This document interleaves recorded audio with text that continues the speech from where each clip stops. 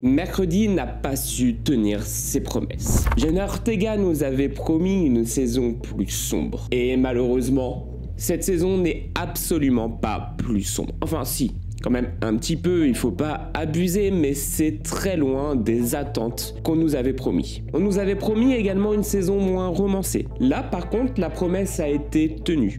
Les intrigues romancées avec Mercredi, c'est terminé.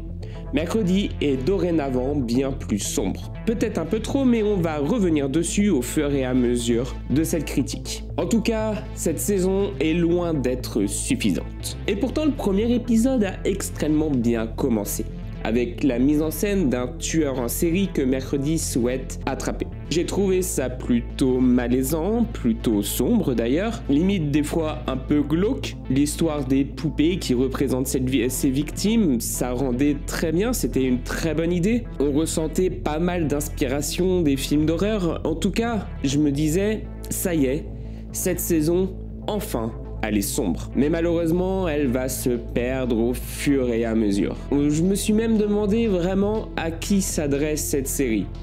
Aux enfants ? Trop sombre. Aux adolescents ? Peut-être.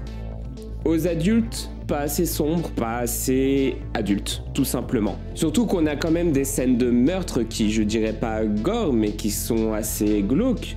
Ils perdent des yeux, ils se font attaquer par des corbeaux. Alors oui, on voit pas grand chose, mais la mise en scène est assez bien faite là-dessus. On sait ce qui se passe. Mais malheureusement, alors qu'on a des scènes bien faites, assez sombres, on a des scènes qui font trembler. On sent la patte de Tim Burton, on sent un peu que la saison veut être un peu plus mature que la première saison. Mais non, il faut qu'ils viennent systématiquement tout gâcher avec un humour qui ne passe pas. Il n'y a quasiment aucune blague qui fait mouche. Le seul moment vraiment un peu drôle et qui nous sort pas de la série, vous allez reconnaître la scène, c'est la scène avec le père, avec Gomez sous la douche et le zombie qui l'attaque. Cette scène, c'est vrai qu'elle était bien faite, elle était drôle, mais on va revenir là-dessus parce que, encore une fois, c'est pas suffisant non plus. L'humour ne fonctionne pas dans cette série. Pour plusieurs raisons. Déjà parce que c'est une série qui se veut sombre, avec une Mercredi qui n'est absolument pas drôle, une Mercredi qui n'a pas d'aspect humain. Elle est sarcastique. Et forcément, du coup, en sachant que les personnages secondaires sont complètement oubliés, il manque quand même une âme dans cette saison 2. Il manque un fil conducteur. Surtout quand on y pense aux scènes d'humour que la série veut vraiment mettre en place, à l'ambiance, avec le directeur, avec Barry qui tente de... Oh, c'est vraiment pas en fait, je sais pas à quoi il sert. Il sert à rien, son personnage est agaçant. Alors oui, on sent qu'il cache quelque chose, ça c'est une certitude. Mais ça avance pas à 4 saisons, on sait qu'il y a quelque chose qui se passe avec lui, qu'il veut obtenir quelque chose de la part de son élève, de la sirène. Mais il y a tellement d'intrigues, il se passe tellement de trucs dans cette série qu'on s'y perd. Comme je disais, les personnages secondaires sont complètement oubliés. À part la famille Addams, il n'y a rien qui fonctionne. Enid, qui était un personnage hyper important dans la saison 1, qui rendait Mercredi un peu plus humaine, et ce n'était pas grave, c'était une bonne chose. Le problème, c'était vraiment son trio amoureux. Mercredi n'a pas le droit d'être amoureuse, elle ne ressent rien, presque rien, si ce n'est pour Enid. Et pourtant, ça ne fonctionne pas. Enid est laissée à l'abandon, et il y a son histoire de trio amoureux pour nous rappeler qu'elle est là, pour essayer de lui mettre quelques scènes dans les épisodes. Ça veut pas. En plus, on a ce conflit avec la femme invisible. Mais non, Enid est laissée à l'abandon et... Alors oui, on comprend pourquoi, parce que Mercredi veut lui sauver la vie, mais ça m'a gêné. J'attendais vraiment plus de scènes, surtout que c'est une actrice qui joue plutôt bien. Et c'est vraiment un personnage qui peut être important, c'est un personnage hyper attachant. Au final, est-ce qu'on n'a pas regardé un peu la saison 1 pour elle aussi? Ils l'ont laissé dans ce trio amoureux, et puis bon débarras, on verra ce qu'on en fera pour la partie 2. En espérant quand même qu'elle soit un peu plus importante. Puis là, on arrive à cet épisode 3. Vraiment, probablement le pire épisode qui vient casser complètement l'ambiance de la série. Le camp Jéricho, avec d'un côté les marginaux et d'un autre côté des scouts. Qu'est-ce que des scouts vont aller s'attaquer aux marginaux? Bien sûr qu'ils ne font pas le poids, bien sûr que ça ne sert strictement à rien ce qu'ils font. Bon, on a pu avoir affaire du coup à l'intelligence de Mercredi, et encore, j'ai trouvé à la limite que les scouts étaient plus intelligents que Mercredi elle-même. Au final, ils nous ont gagné que parce qu'ils ont des pouvoirs. Je sais pas pourquoi ils ont fait cet épisode. Il sert à rien, il ne fait pas avancer l'intrigue. Si, il y a le zombie qui tue le chef des scouts, mais ils auraient pu tuer n'importe qui, ça aurait rien changé. Non, vraiment, je pense que cet épisode ne servait à rien.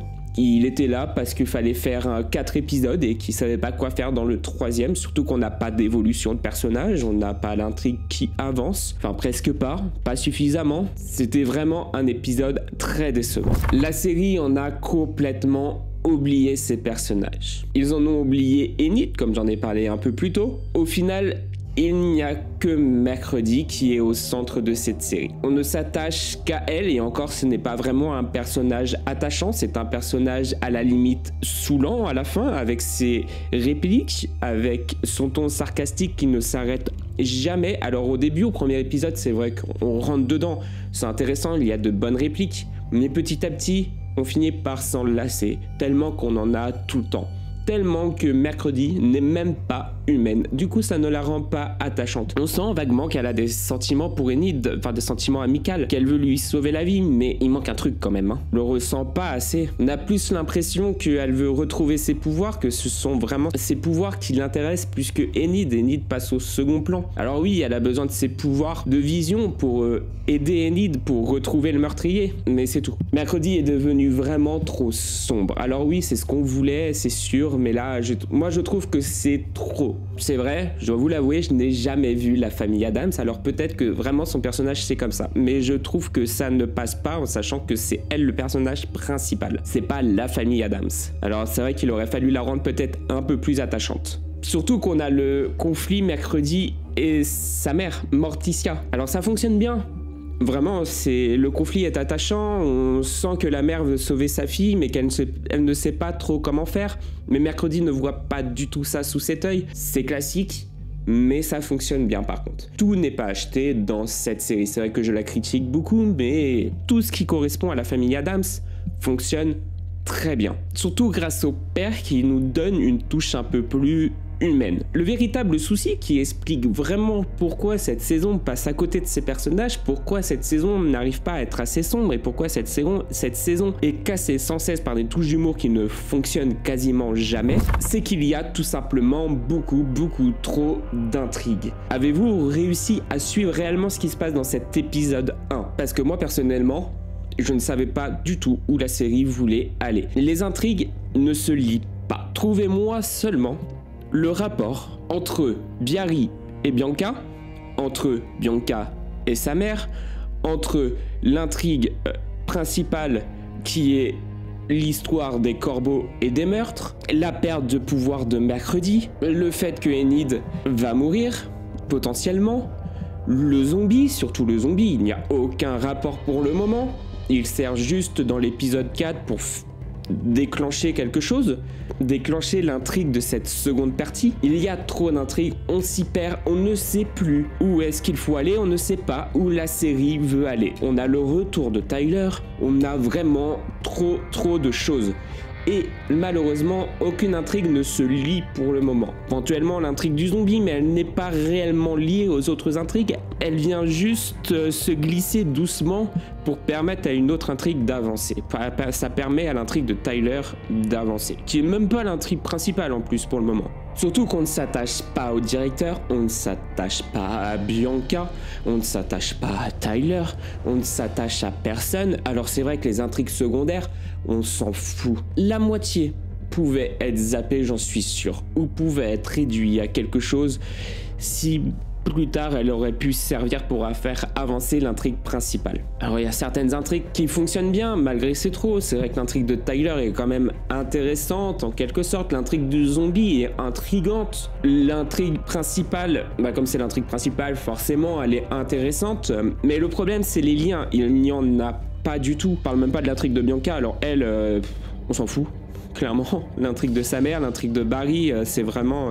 moi personnellement, je sais pas vous, dites-le moi en commentaire ce que vous en pensez. Mais moi je trouve que ça vient casser systématiquement le rythme de la série. Comme je disais, tout n'est pas acheté parce que par contre, il y a un truc qui fonctionne très bien dans cette série. Vraiment très bien, et c'est pour cette raison que je vais regarder cette partie 2, et c'est pour cette raison que cette partie 1, je l'ai trouvée quand même bonne, en vrai.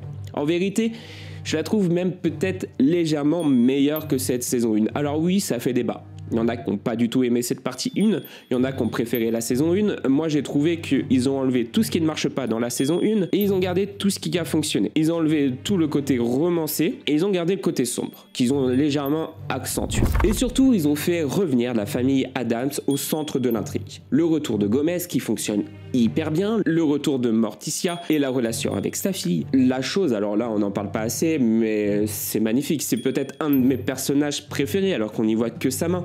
C'est juste incroyable, il prend tous les risques, il est toujours là pour mercredi. Et puis dans cet épisode 4, alors là c'était magique, Fétide, l'oncle Fétide qui revient. L'épisode 4 c'est probablement un de mes épisodes préférés et c'est sûrement grâce à lui, c'est à la fois drôle et ça fonctionne super bien. Je disais que l'humour ne marchait pas, mais avec l'oncle Fétide et Gomez, bah encore une fois, c'est grâce à la famille Addams, ça fonctionne bien. Le petit point faible de cette famille, c'est peut-être le frère qui pour l'instant ne sert pas à grand chose et qui est surtout assez inutile, qui permet surtout de faire avancer l'intrigue du zombie, qui est même le zombie est peut-être plus intéressant que le frère. La famille Addams fonctionne bien, les relations fonctionnent bien.